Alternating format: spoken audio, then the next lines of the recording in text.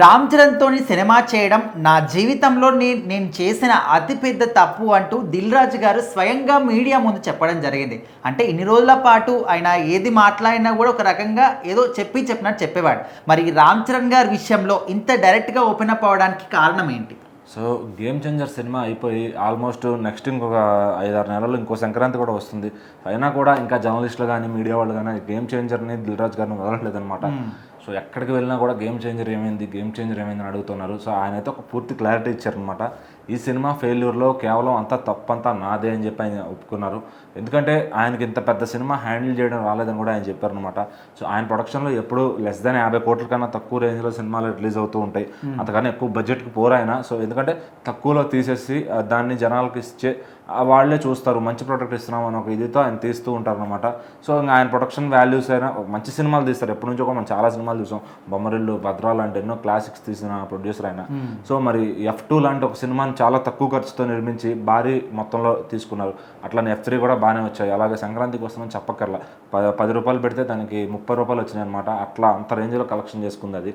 So ప్రతి సెంటర్లో కూడా మరి ఆయన గేమ్ చేంజర్ని మాత్రం హై బడ్జెట్, ఆయన కెరీర్లోనే 400 కోట్ల బడ్జెట్ పెట్టానని చెప్పి అంత బడ్జెట్ ఎప్పుడు పెట్టలేదని చెప్పి కూడా ఆయన చెప్పారు.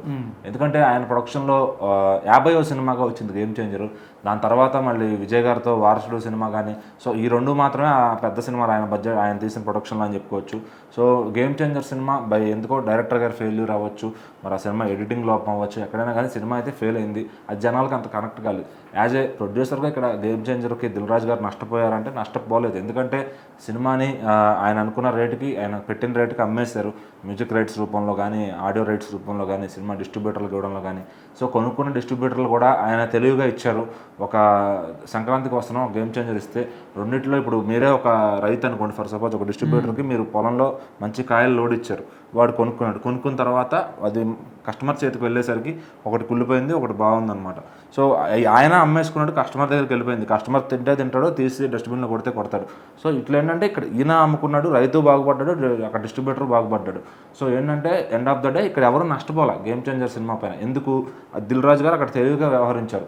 ఒక సినిమా డౌట్ కొట్టినా కానీ ఇంకో సినిమా సేఫ్ సైడ్కి పెట్టారు. సో జనాలు సంక్రాంతికి వస్తున్నామని లేపారు, దాన్ని ఆటోమేటిక్గా పడేశారు.